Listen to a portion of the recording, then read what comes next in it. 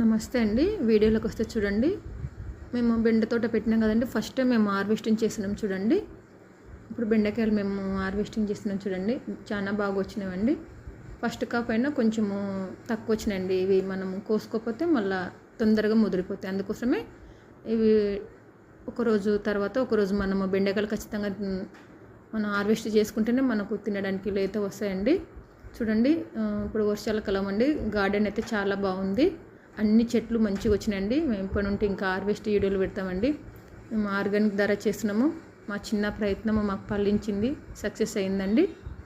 మనము ఇట్లా బెండ చెట్లు మనము 30 డబ్బాలు అని పెట్టుకుంటే మనకు తెంపినప్పుడు ½ కేజీకి పైన వస్తాయండి మనకు ఖచ్చితంగా.